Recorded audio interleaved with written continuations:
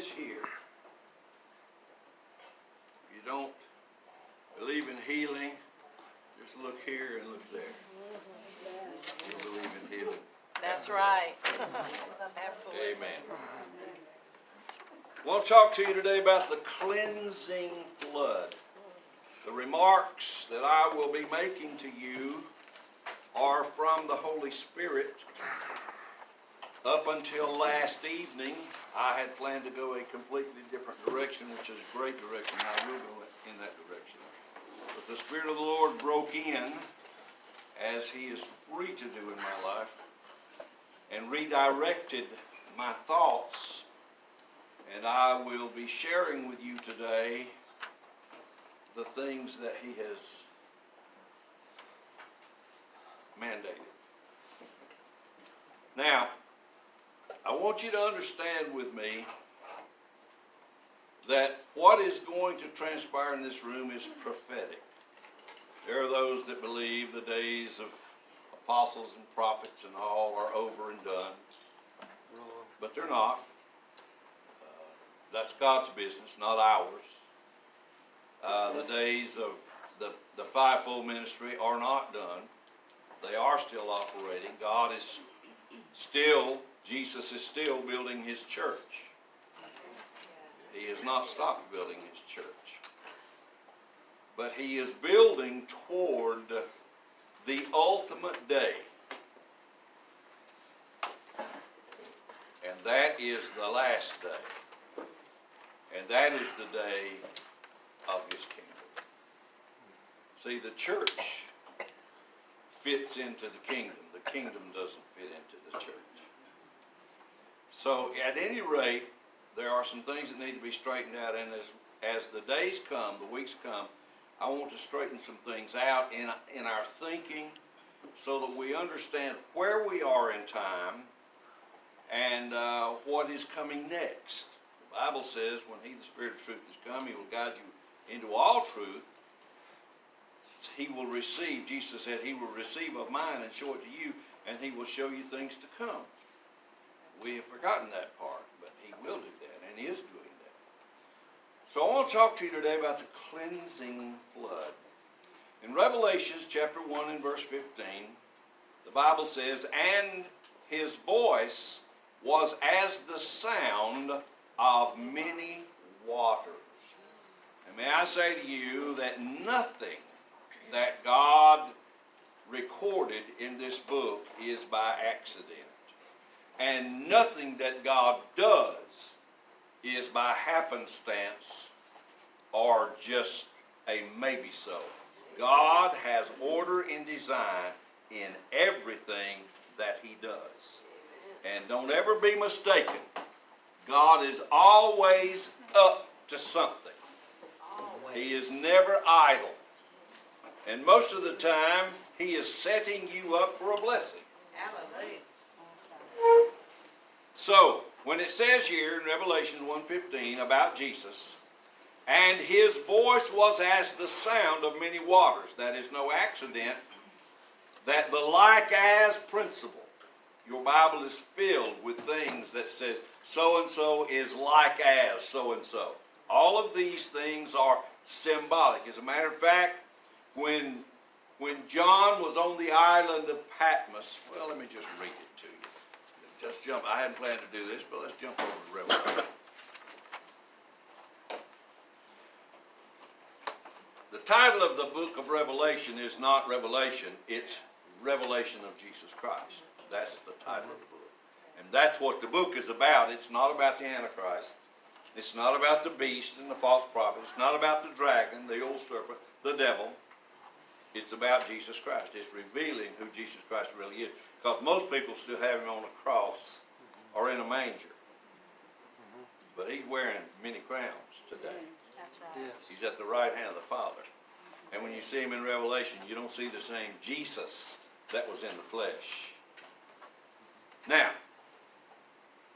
the revelation of Jesus Christ, chapter 1. The revelation of Jesus Christ, which God gave unto Him to show to His servants things which more shortly must come to pass.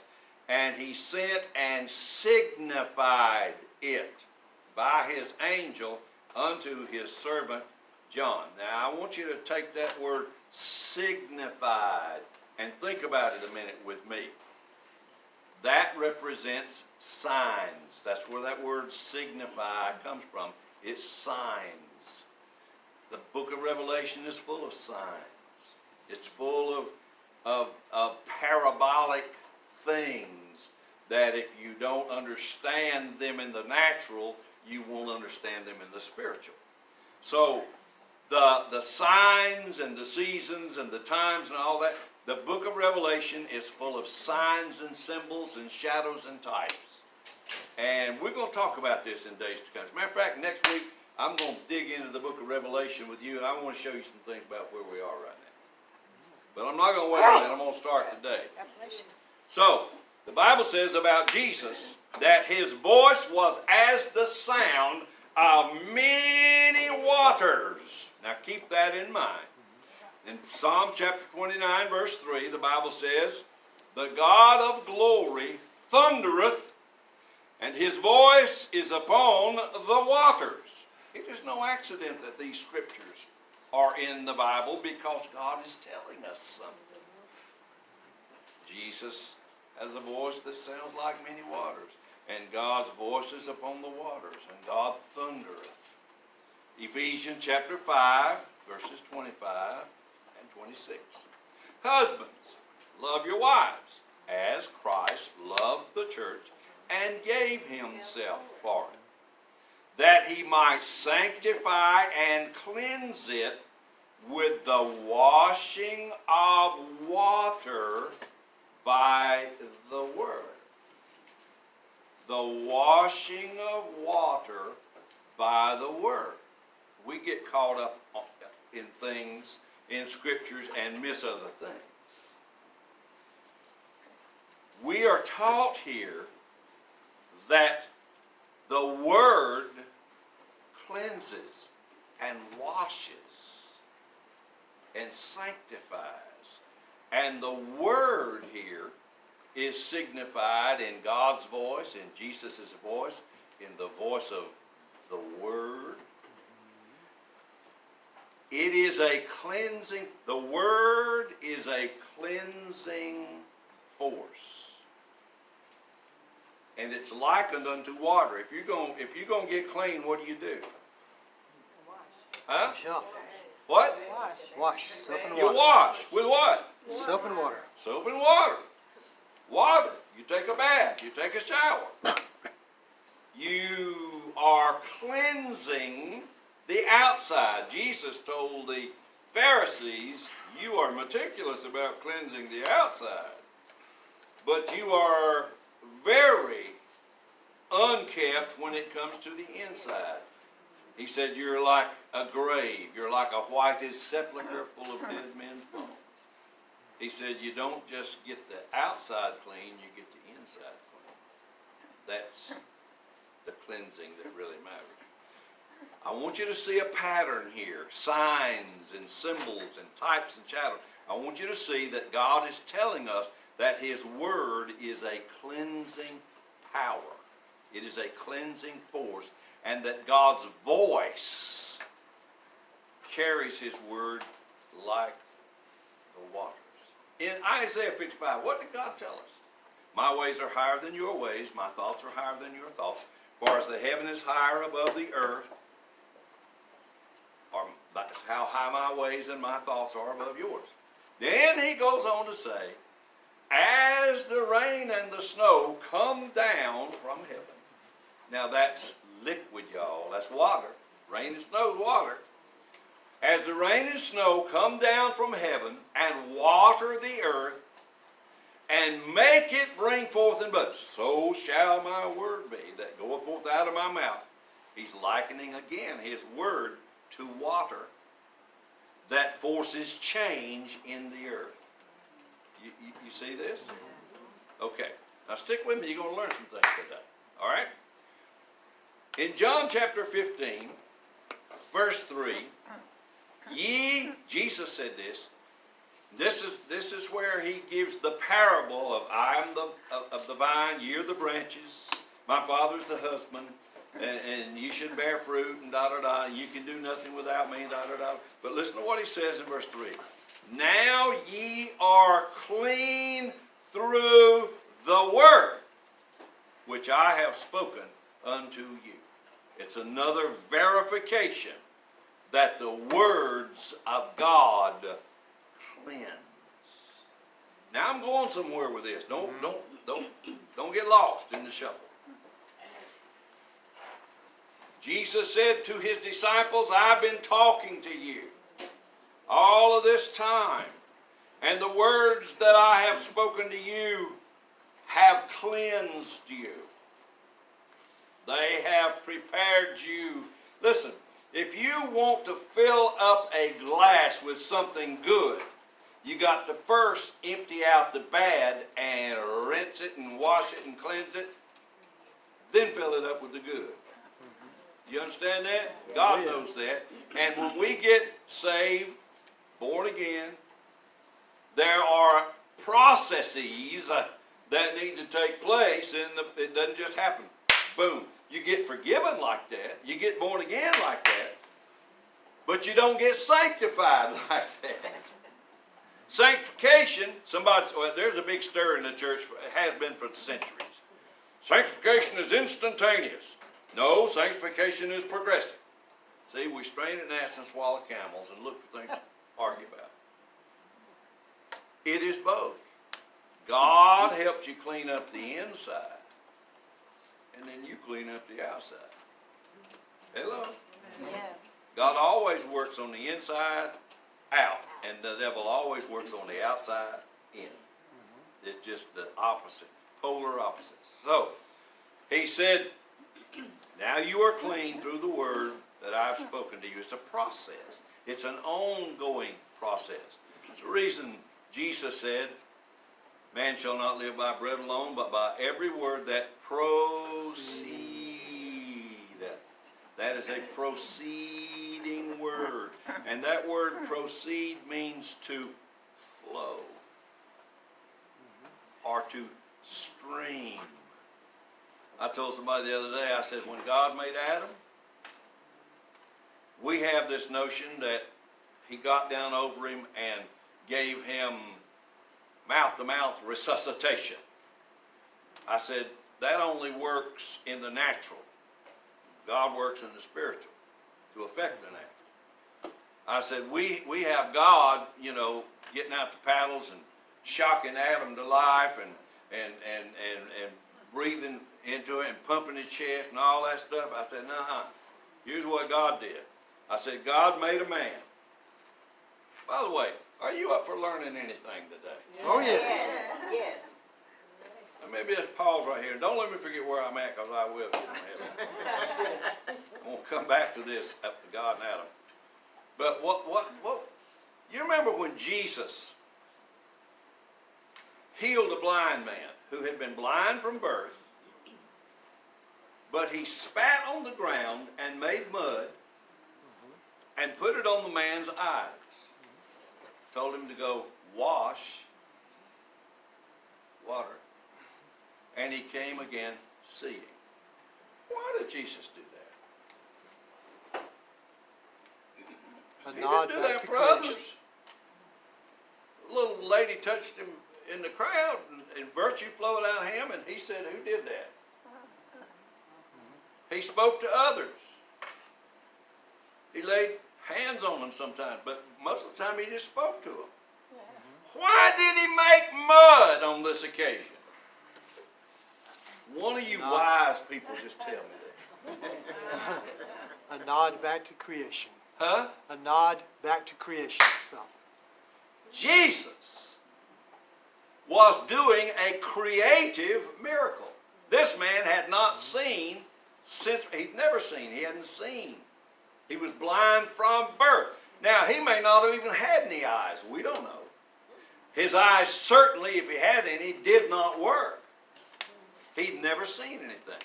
This was a creative miracle, and Jesus was identifying with the Creator. When God made man to begin with, man had eyes in his head, and he was made out of mud. Jesus went back, made some mud, put in the man. He didn't have to do that, but he was making a point. And he was identifying with the Creator to do a creative miracle. Do you Yes. understand? Yes. I got some other things I'd like to ask you, but I don't have time to right now. Now let's go back to God and Adam. Here's what God did. God made this mud man. I believe God picked him up right. He wasn't made to be horizontal. He was made to be vertical. Hello. And I believe the Lord picked him up, drew him in face to face. And I believe God did what he always does. He started speaking. The Bible says he breathed into his nostrils the breath of life. God is a spirit. He don't breathe air. The breath of life is spirit to God. God was breathing spirit-filled words into this man and defining him and telling him who he was. He didn't know who he was. He was a man of years. God didn't make a baby to grow up and become a man. He made him. He put the years in him when he made him. He can do that with rocks. He can do it with men. He can do it with anything. Stood him up and breathed spirit-filled words into that man and told him who he was. And that man then became a living soul. Spirit plus body equals soul. Consciousness, will, emotions, the mind. So what are you saying?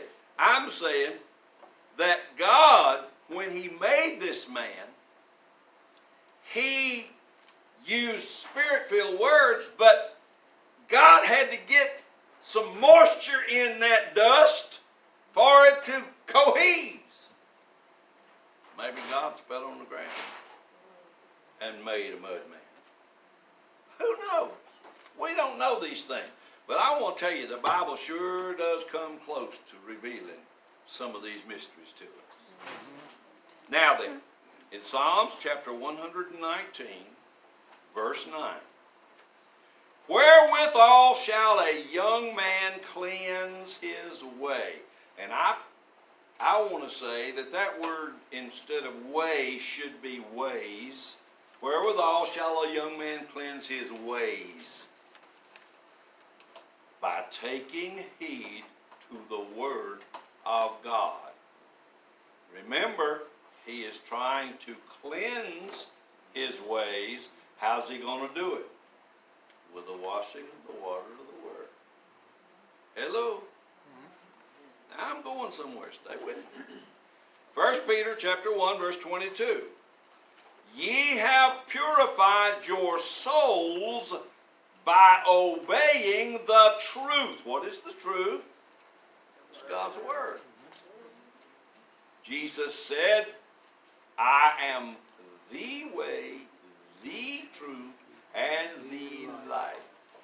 He's not a way or a truth. He is the truth. And he is the Word made flesh. So the Word and the truth are the same thing. Hello? So, how does a young man cleanse his life? By taking heed to the Word of God.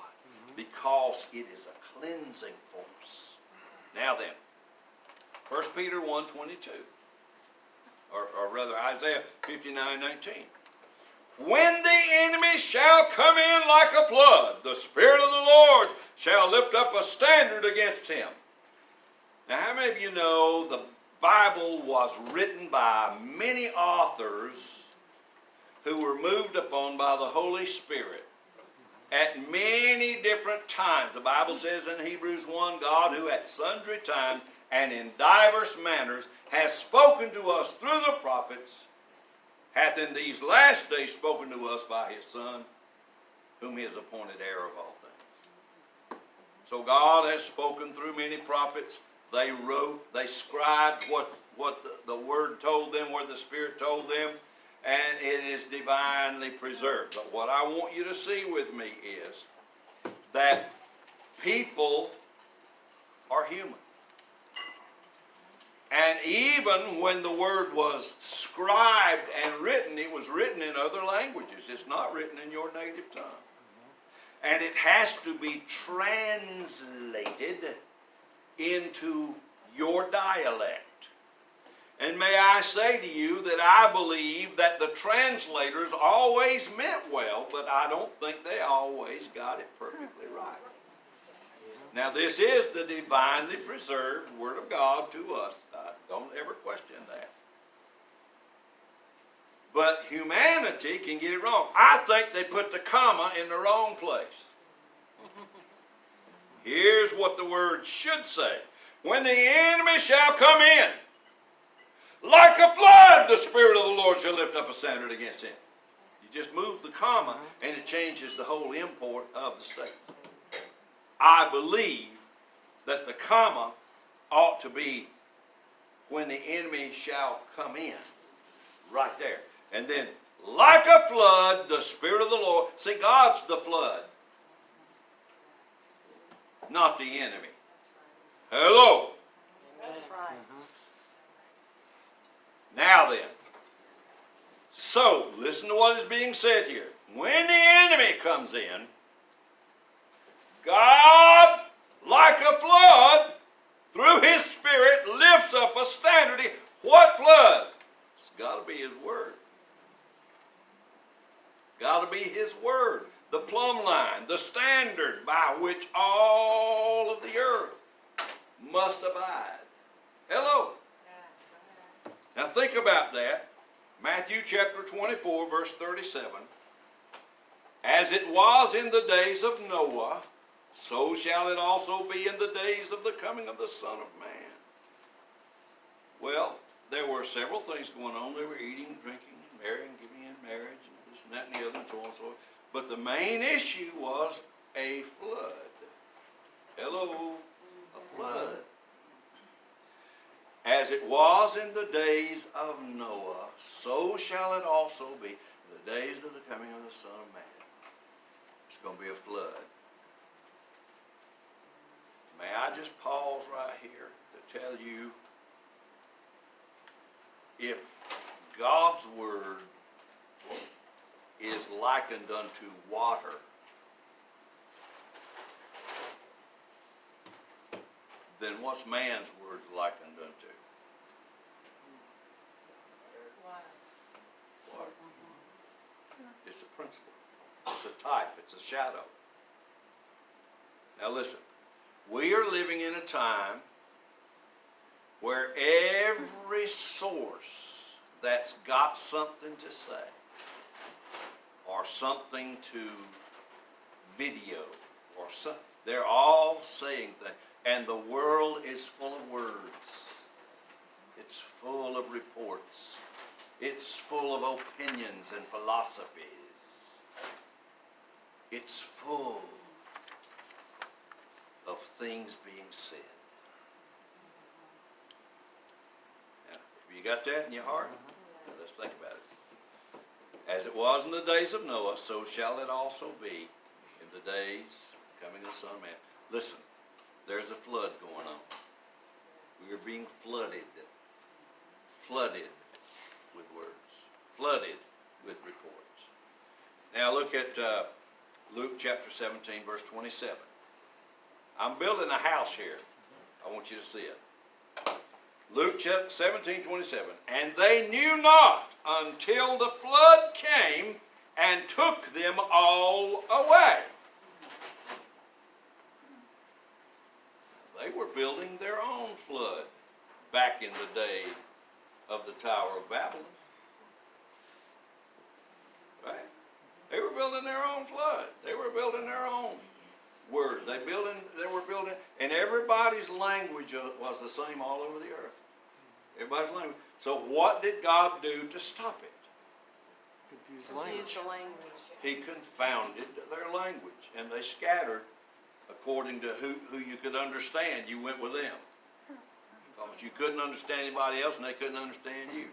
That's how God fixed that flood in that day. He fixed it by adjusting their words.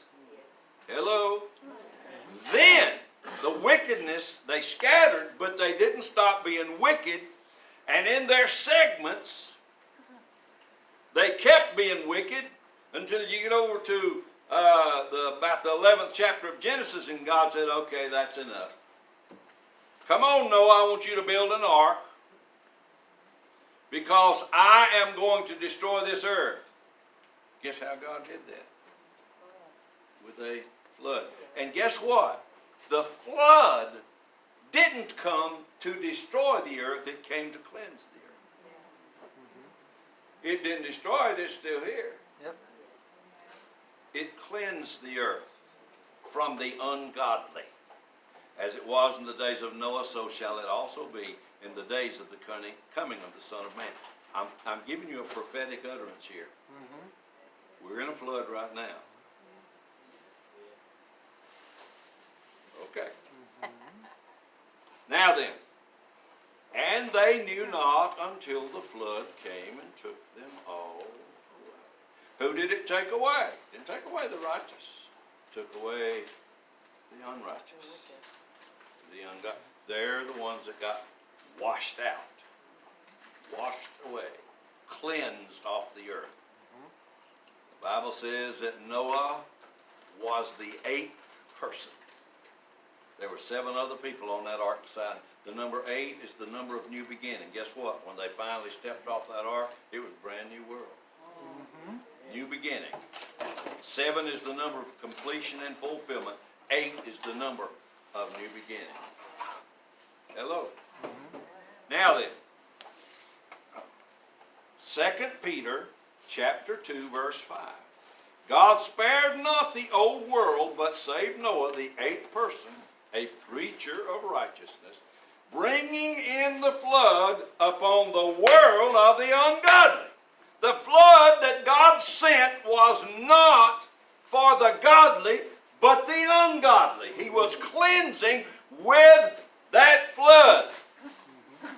And how did that flood come? God spoke it. Yes. And the earth responded to God's words,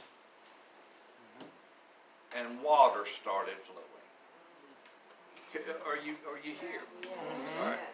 Yes, that's Now, 2 Peter 2, Psalms chapter 18, verse 4. The sorrows, David said, the sorrows of death have compassed me, as the floods of ungodly men have made me afraid. You're living in that time right now. Sorrows, the sorrows of death compass us. The threats of death compass us. The threats of lack, of violence, the threats of confusion and repercussions, those intimidations, they all come in the form of words. We're in a flood. The sorrows of death compassed me, as the floods of ungodly men made me afraid. You're living in that day. David was prophesying. Much of Psalms is prophecy. Back in World War II, I think it was World War II, it might have been the Civil War. There wasn't much, I think it was World War II. There was an enemy attack on Allied forces in an island region. And there was an island that had, it was sort of a horseshoe-shaped configuration. And it was like a supply depot for the Allied forces. And there was only one way in and one way out. And the enemy stealthily went to that opening and sank ships in that opening so that there could be nobody coming in and going out. They couldn't, their supply line was stopped up. And they did not have the equipment nor the resources to open up the path to go in and out. And supplies were not getting to the troops. But like I say, it was a depot of supply. And so they had a lot of what they would call in England petrol or gasoline, fuel, and other things. So as a result, they had a lot of barrels, 55-gallon drums. So the Army Corps of Engineers, I assume is the ones that did it, they decided that they could lift the wreckage out of the mouth to the harbor simply by taking those empty 55-gallon drums, sealing them up tightly, and taking chains, going out to the mouth and getting divers to go down and hook the chains to the wreckage and the chains to the drums at low tide. And they did so. Multiple drums that were filled with nothing but air, with chains on the wreckage, and they were sitting on the top of the water. Did nothing until the tide came in. When the tide came in, the tide lifted the barrels lifted the wreckage, and they were able to take some tugboats or something and clear the entranceway, and supply lines flowed again. I said all of that to say this. Are you ready? Mm-hmm. The tide is changing. The tide is turning. See, we don't see it yet, but the tide is turning. God lets wickedness come to a fullness. See, God is a God who pours. And God measures by fullness, not by time, not by calendar, not by other measures. God measures by fullness. The fruit is not ready until there is a fullness of it. The Christ came in the fullness of time, not just in time, but in the fullness. God judges by fullness. And God lets wickedness run its course till it gets full, and then it's time for the harvest of what that has come to. And we are at a point where the tide has turned, and you're going to see some changes occurring. And it's nothing that man is doing. Man might be involved, but it's God who is doing it. We are just instruments in His hand. And let me tell you how it's going to change. There has been a flood of lies, words. There has been a flood of deceits, words. There has been a flood of intimidations, a flood of fear, a flood of debauchery and sinfulness, and a flood of confusion. Listen, they're teaching kids that they're not necessarily male or female until they choose what they want to be. That's hogwash, y'all. That's evil. They're taking words that we have used for centuries, that's in Webster's dictionary, and changing the meaning. Marriage no longer means a man and a woman. It means two consenting adults. They can be of the same sex. They can be transsexual. Listen, all of this stuff is flooding the earth. Abortion is at flood tide. Listen, all of this wickedness, all of this evil has been spouted and touted through the airwaves and across the television screens and by your radios and by the newspapers. It has been a flood. But God has had enough.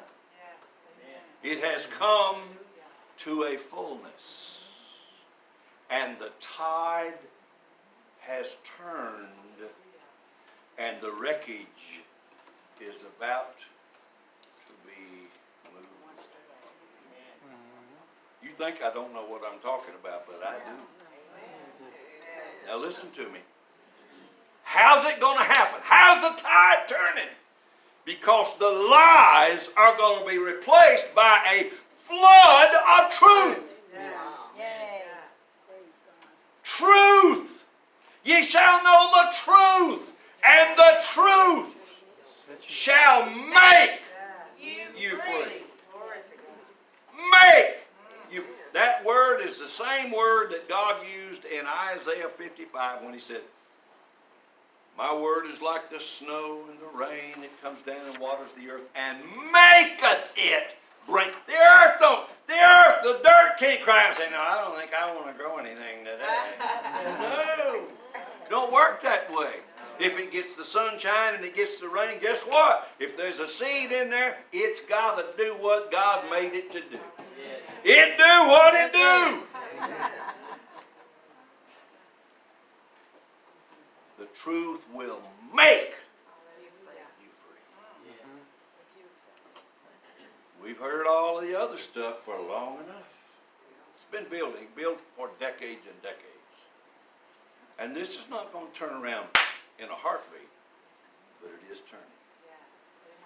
You mark my words. This is turnaround.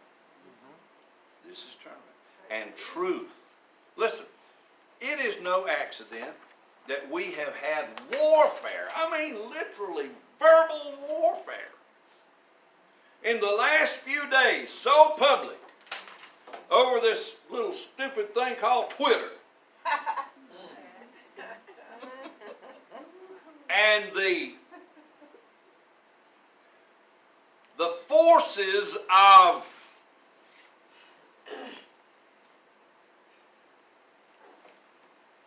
I don't even know what to call them. The forces that are allied in the realm of the lies and the deceits that have been so policing the words of Christians with their fact checkers. Yeah. I have an idea. If there are so many fact checkers, let's have them come on television every night and tell us the facts. We'll call it the news. But that ain't happening. You're getting commentary. You're getting somebody that is propagating a narrative. Yes. Whichever side it is, it's a narrative. What I'm saying to you is, God's tired of foolishness. God deals in truth. He don't deal with it. Jesus looked at the Pharisees. They were the religious leaders of his day. He said, you generation of vipers. What was he saying? You are the seed of the snake. You are the seed. You are the nest of the serpent. He said, you cannot tell the truth because there's no truth in you. You're of your father, the devil, who was a liar from the beginning, and you are just like him. That wasn't nice for Jesus to say that. It wasn't nice for him to turn over their tables and weave a whip and beat them out of the temple either. But he did. You know what? When God gets enough, he's had enough. It's his world. The earth is the Lord's, and all the fullness thereof. It don't belong to the devil. He's a squatter. That's right. It's time to kick him out. Amen. Now, I know you hear.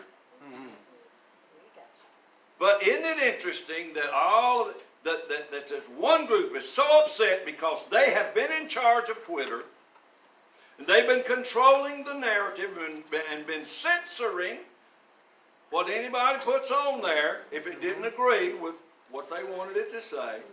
And now the guy that bought it is saying we're going to have free speech. That means anybody can get on there and the Constitution says free speech. That's what we're going to have. Now, I don't know if he'll do it or not. I hope he does. I think he is. But just the thought of it sent this group into a tizzy. Yes. Oh, no! What are we going to do? And they're coming on television and they're saying, oh, what are we going to do? There are all kinds of false be said. Like it hadn't been. Right. And the truth is going to start. What they're mad about is they're not in charge anymore.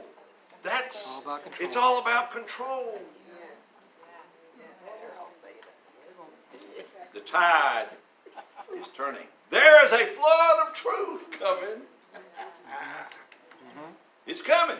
And God is behind it. Don't matter to me who God uses, as long as I know it's God. Amen. Amen. Now then, 2 Samuel 5:20. The Lord hath broken forth upon mine enemies as a breach of waters. Oh, that's a revealing concept, isn't it? David said that. Isaiah chapter 30, verse 27 and 28. This is prophetic now. Behold, the Lord cometh from afar, burning with anger. His lips are full of indignation. His tongue is a devouring fire, and his breath is an overflowing stream. Why? Why is he coming like this? Because the enemy has gone too far. And God is showing up. Woo! Hallelujah! I hope they just have all kinds of tizzies and conniptions. Exactly. Because God's not putting up with it. The fullness has come. Jesus dealt with the demons. You know how he dealt with them? He told them to get in the pigs, Yeah. and the pigs went to the water. The water! That's how you deal with demons and devils. Put them in the water. The flood of truth. Yes. In Exodus chapter 14, verse 22, the Bible says that Pharaoh bore down on Israel at the Red Sea. And in so doing, they were between the devil and the deep blue sea. But what looked like a trap for the Jews was actually a trap for the Egyptians. Because the Bible says that the water was a wall unto them. The same waters that just a couple of hours later drowned and flooded the chariots of the Egyptians was a wall to them who passed through on dry ground. Imagine that. The same water. To one was a wall, to the other was a flood. Hello, y'all. God knows how to fix it. God knows what he's doing. The tide is turning. Yep. A flood is indeed coming. And it's called truth. Yes. God's words are about to be released at a level we've never seen on planet Earth. Trust me, it's coming. I'm telling you by the Spirit, it's coming. Genesis 7:16. When God sent the flood in Genesis, the Bible says, and the waters prevailed exceedingly upon the earth. And guess what? It's about to happen again. The waters are going to prevail exceedingly in the earth. It's a flood of truth. It's coming. John chapter 7 verse 38, Jesus said to you and to me, out of your belly shall flow rivers of living water. What is he talking about? The Bible says that he spake of the outpouring of the Holy Spirit into the lives of believers. And guess what the Holy Ghost did? He came and touched their mouth and fixed it so their mouth would speak the words of God. Hello? Do you get the message? Oh, yes. So what God is saying here is that not only does God send the flood, I believe the flood that is coming is going to be the saints rising up speaking the truth. We've been cowering. We've been hidden. We've been told to stay at home. We've been told to mask up. And what does a mask do? It covers your mouth. That ain't no accident. That's a sign. Yes. What you gonna do? What you gonna do when we come for you? The White House is not going to be exempt from this flood.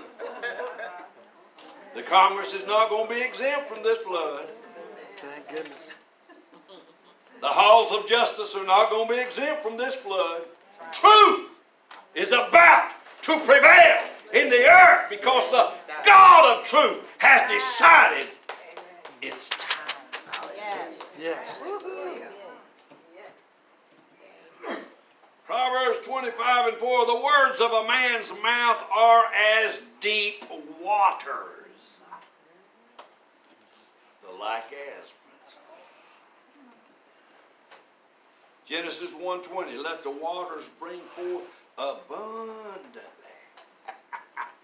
That's what God said in Genesis. Let the waters bring forth abundantly. And I believe he's saying that now. Let the waters bring forth abundantly.